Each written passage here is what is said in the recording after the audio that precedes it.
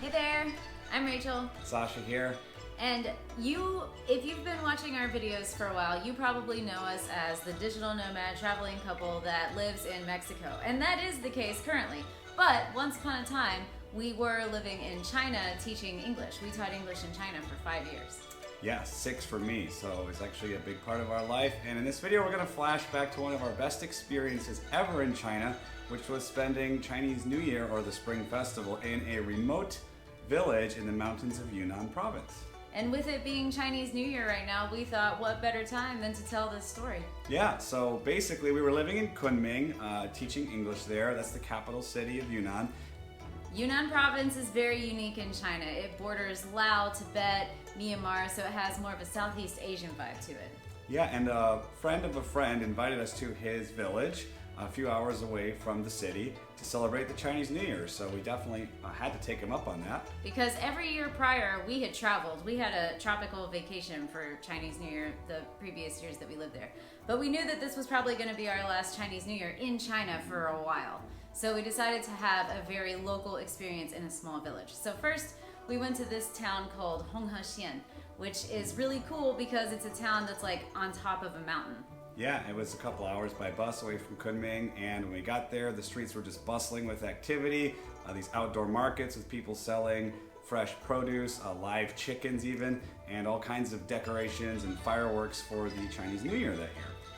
Hongho is the hometown of one of our friends who lived in Kunming. So we went to his house and his family prepared this huge dinner, and they walked us around the town and showed us around, and they even pulled out their ethnic minority costume for me to wear. So Rachel was turning some heads. Literally, here's a clip of this guy turning his head while riding a scooter while Rachel walks down the street in the Minzu traditional clothing. That was a pretty fun way to start the trip.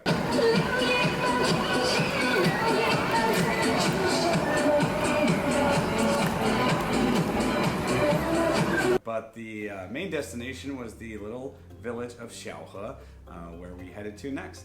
So our friend Matt, who's actually originally from California, came and met up with us in Hongho, and we hitched a ride down to our friend Jack's village. Yep, so walking in, we walked across the river, like growing chili peppers there. It's all farmland. Yeah, which his brother was a farmer there and had lots of crops growing. Yeah, they're growing chilies there, which we actually saw drying in their house as well later.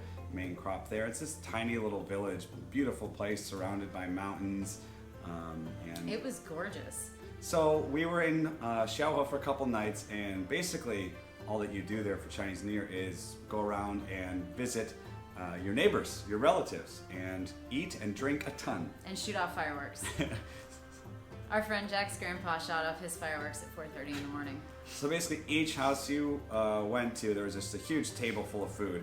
Like they would cook a ton of food, a whole pig, fish, all these local vegetable dishes, and just kind of leave all the plates out so anybody who comes in can grab a plate and mow down.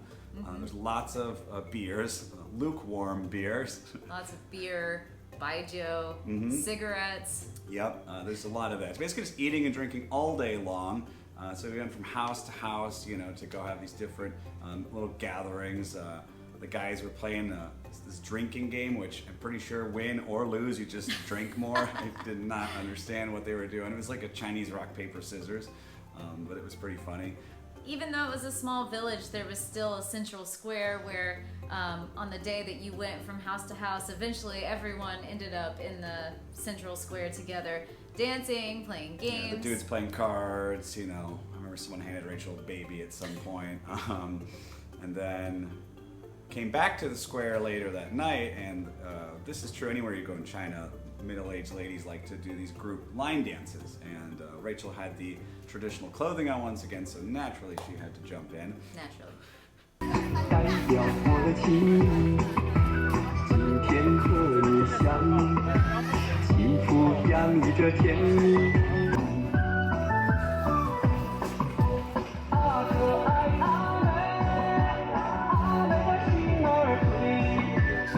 What'd you think? How'd you enjoy?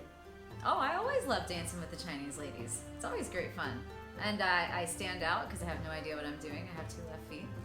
And then so after this day of just eating, drinking, and celebrating, then the evening is for fireworks. Lots and lots and lots of fireworks. I mean, for a small, village in the middle of nowhere in China, these guys had a ton of fireworks.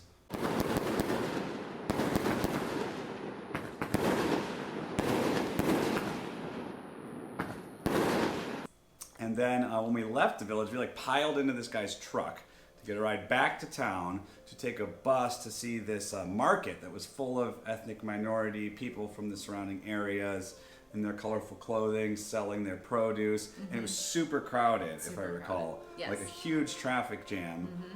We were trying to get out to the rice fields to go on a hike and were just stuck in, dead-end traffic. Pretty sure we walked a bit, then we jumped in the back of someone's truck, and then, I don't know, walked some more. Anyway, eventually ended up in the rice terraces. The rice terraces were beautiful. Yeah, super beautiful. Our friends were going camping for the night. We were getting back to the city, so we just walked around for a bit. Got back to Kunming, and then we were able to check out the Lantern Festival, which is the end of the Chinese New Year celebrations.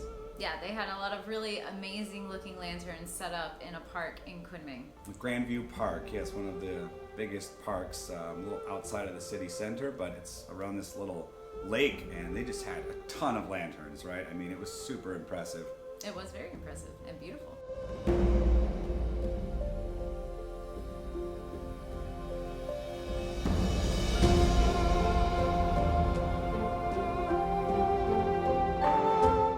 Felt like being at a Disco Biscuit show. A It's little like bit. all the different lasers and people selling glowy toys, right?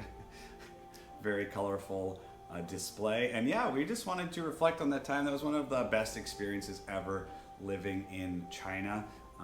We definitely encourage people when you travel, like if someone local invites you, to come celebrate a holiday with them, you have to go for that. I wanted to talk about how the night that we went from house to house to house, with Sasha being a man, he was expected to drink everywhere and got a little bit tipsy and managed to fall out of the board, out of the bed that we were sleeping in. It was a wooden board. It really was just a wooden board. He just fell right out. And then the rooster started crowing, and then Grandpa started lighting off fireworks at 4 a.m.